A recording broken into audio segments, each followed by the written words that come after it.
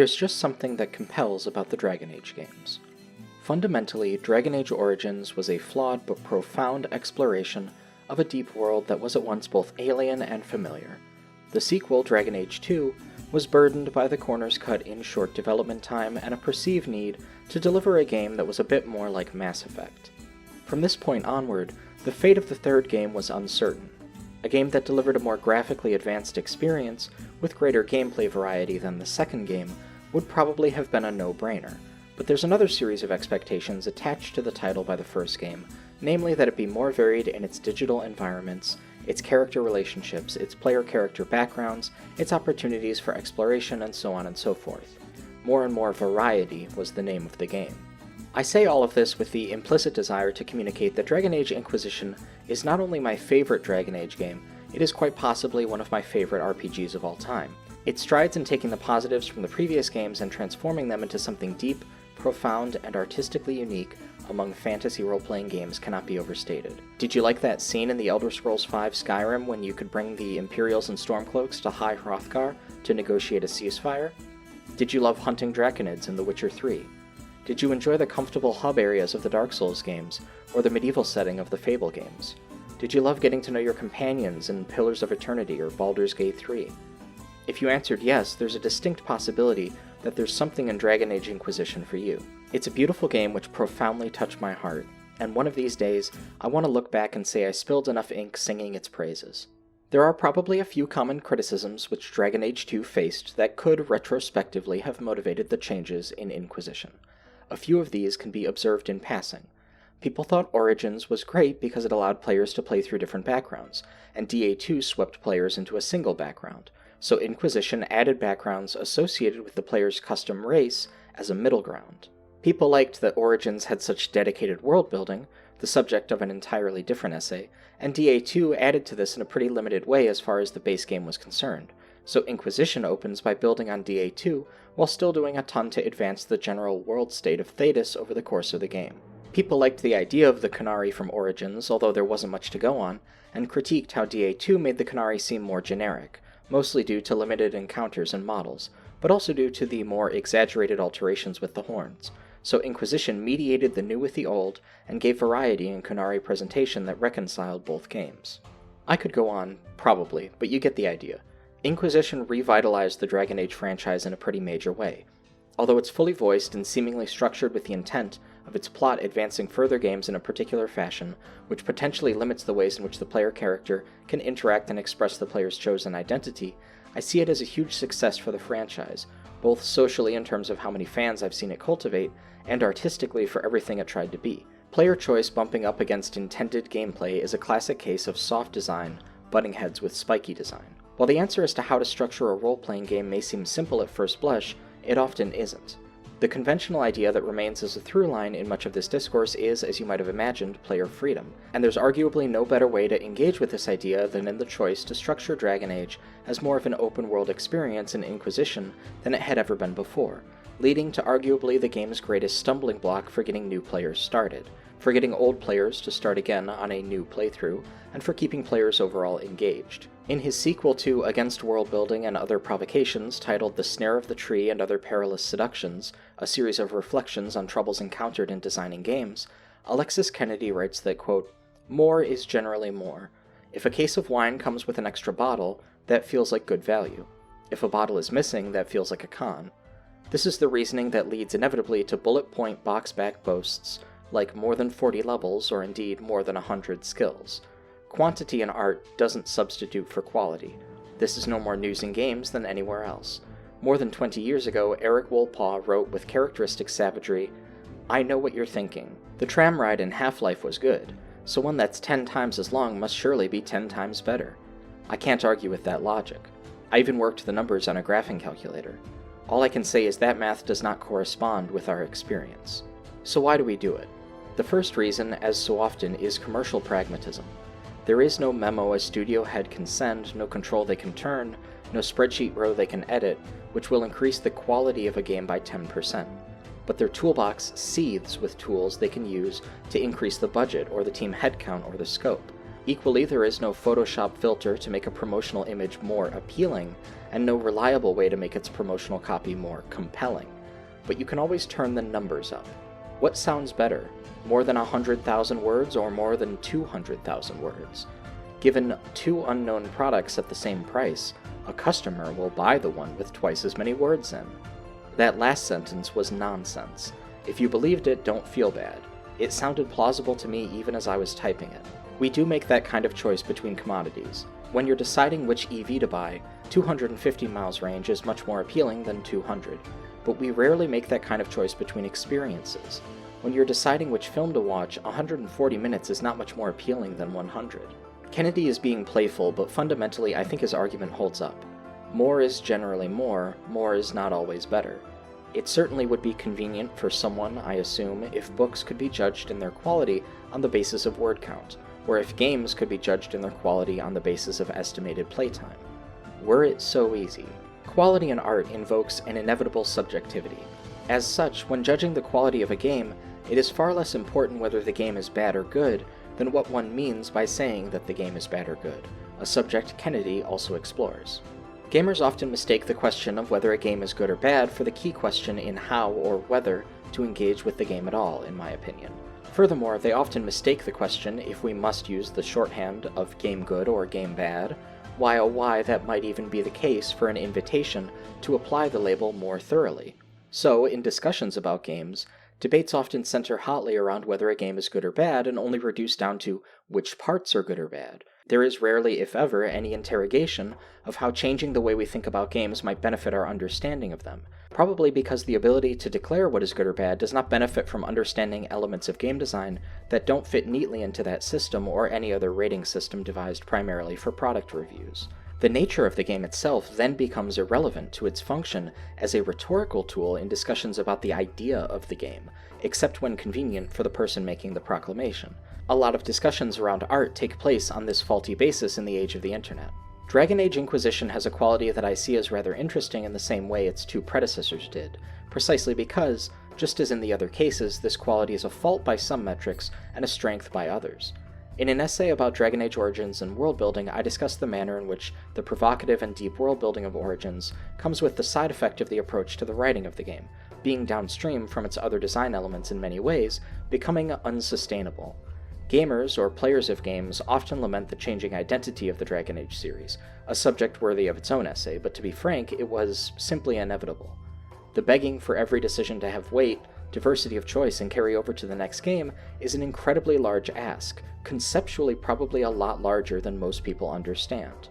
Similarly, when I wrote about the far more well-trodden and intimate, and therefore also more repetitive setting of Dragon Age 2, I discussed how the visual design of Kirkwall often goes unstated in its provocative imagery, and how this oppressive atmosphere actually contains some ludonarrative resonance between its digital modeling and gameplay atmosphere. Discussions like these call into question larger beliefs, like whether design elements that are, in some ways, unfun can't also have artistic merit in what is, at the end of the day, a video game. Alternatively, they challenge popular opinions about whether ideas that are, at first blush, creative might not also have restrictive effects on the long-term identity of the series. The creators of Dragon Age Origins, for example, may not have known if they were going to get the opportunity to make another game. It was, after all, a new universe and world, a new intellectual property or IP, and it received a lot of comparisons to its forerunners, Neverwinter Nights and Baldur's Gate, and its fraternal twin Mass Effect.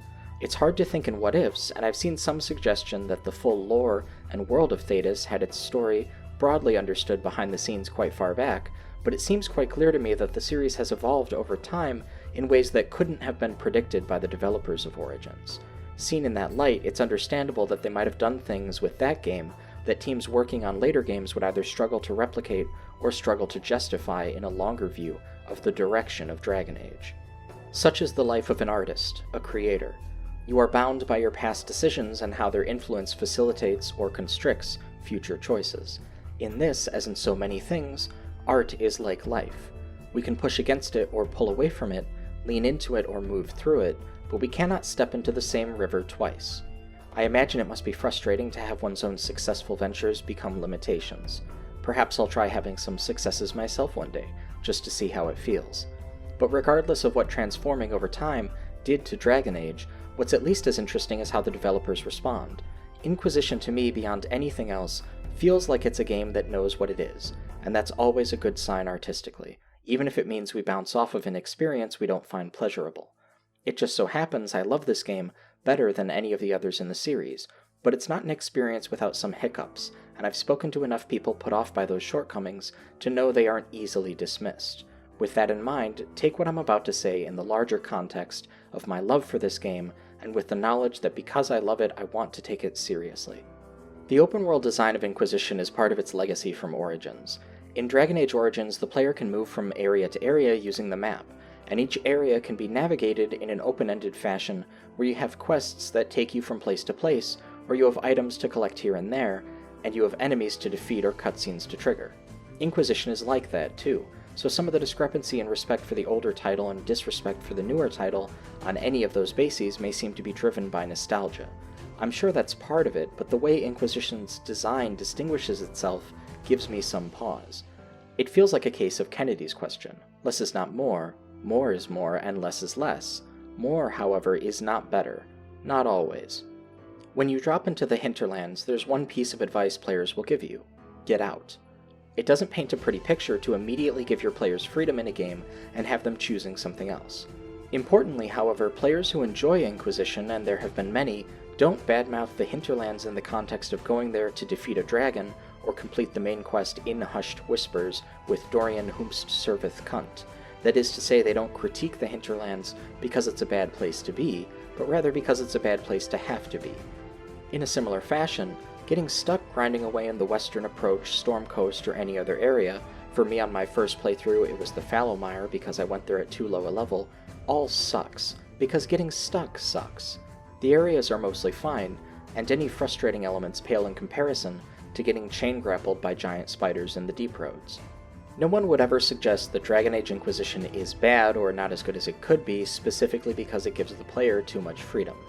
I'm pretty sure the Gamer's Bible specifically lists honoring thy player's freedom as one of its 10 critic commandments.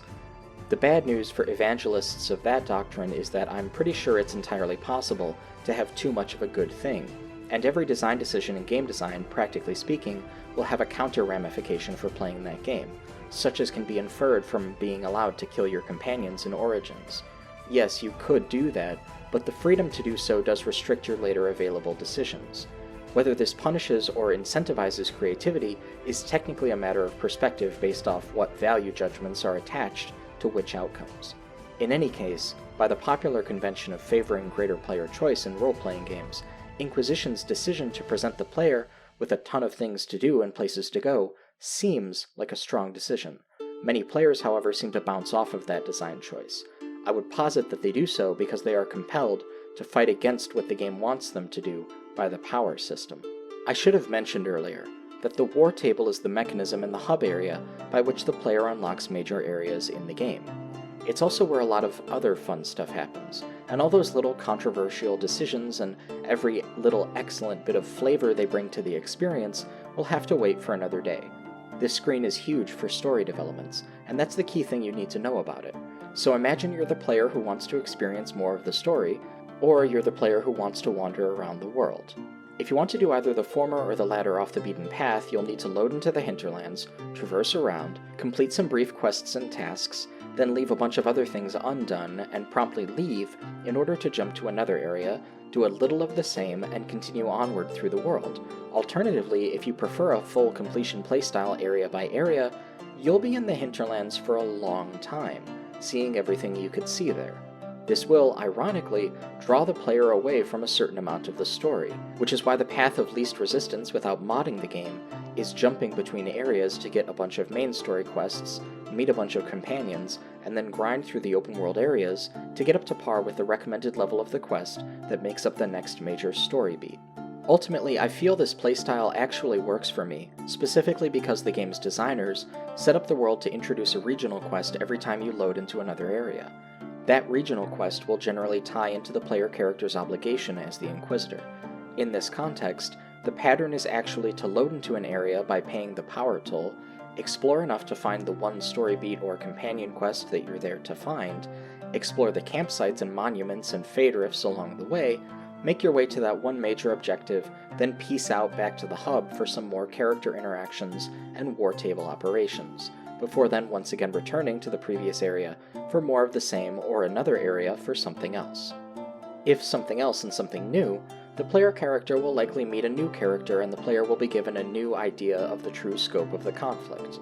If more of the same and all over again, the player character will have the opportunity to level more as they complete that region's relevant tasks, and the player's picture of that world will be filled out by smaller encounters with its story that contextualize the greater narrative.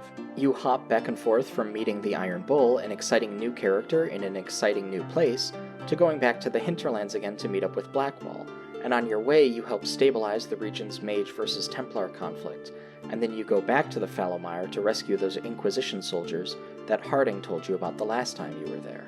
And because the combat loop is pretty fun and you like the characters and the setting, you get into the rhythm and have a good time. That's true if you're me, because if you had told me when I was playing Dragon Age 2 in high school that the sequel to that game would exist on the scale of a Medieval 2 Total War or Risk game, but allow you to play out a third-person action RPG with compelling characters, I would have thought that was just a straight-up improvement on the formula, because that's what I'm about. On the other hand, many players bounced off of this formula, and I think it probably has something to do with the sheer degree of abundance of content that they need to juggle as ergonomically as possible in order to have fun. That would have the potential to slow down anyone when they were trying to have fun. That first quote from Alexis Kennedy was written in the context of a meta-reflection on troubles revealed through feedback on a tabletop RPG he worked on called The Lady Afterwards. Here's his takeaway from towards the end of that essay. At some level, I knew what needed fixing, in both games, the UI and the structure of the early game after a restart, but neither of those could be resolved with writing, so I found it easy to convince myself that writing more words would fix it. And in both cases, that's why the early part of the game, the bit that needs restructuring, can feel pinched and repetitive, even though the game as a whole might be generous. Generosity is effective when it's something the recipient wants. When it's something they didn't know they wanted, a welcome surprise or a thoughtful gift, it becomes magical. When it's something they don't want, it can become an obligation like homework or spam. We talk about large portion sizes being generous when we're hungry, or overwhelming when we're not. I think Kennedy's lesson about what he calls the Book of Sand, trying to do what we're inclined to do as opposed to what's necessary by performing the attractive task in quantity, is a good one. In a more limited sense, his words accurately describe the tension in Inquisition's open-world design. In one sense, players are limited in their choice by the war table, which functions to unlock new areas of the map with a system of earnings built up from previously completed quests. This feels like being starved for content.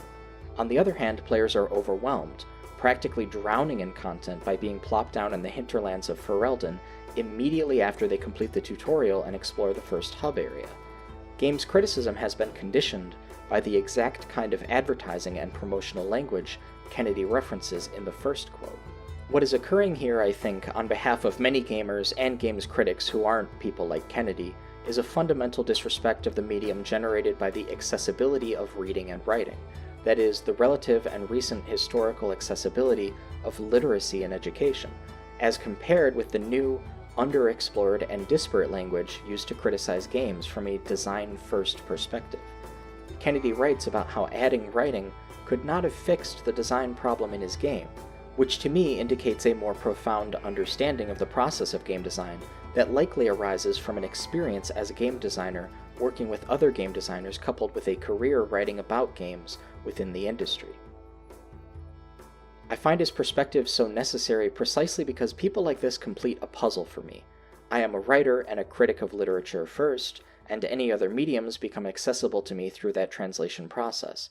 However, when I do this, I am maybe doing interpretive work with a story, but if I go too far and blame the writing of a game for a perceived problem, I may be falsely attributing a design problem to the writing where the design prefigured the writing. This is a case of a lack of games literacy, or ludoliteracy, or luderacy affecting my perception, so necessarily I require more education, which is attainable by learning more about the theory behind game design as written by game designers. This also, to my eyes, scans as a need for media literacy writ large to be understood in the terms of a kind of medium literacy, such that we see the distinctions between how to approach a game, a film, or a book. Language as I know it is heavy with idioms and analogies, But to paraphrase Dan Olson of Folding Ideas, when direct functional understanding of a system or structure is absent, analogies can become load-bearing. While it is perfectly fine and functional in the abstract to treat a work of art as a text, doing so to the detriment of the full range of the medium of the work is missing the joy of painting for the happy little trees. So many people who feel very comfortable amplifying their voices on issues surrounding video games are broadcasting their ignorance by treating games as non-games, whose issues can be located solely or primarily through a load-bearing literacy. The distortion contained within this analysis becomes a house built on a book of sand.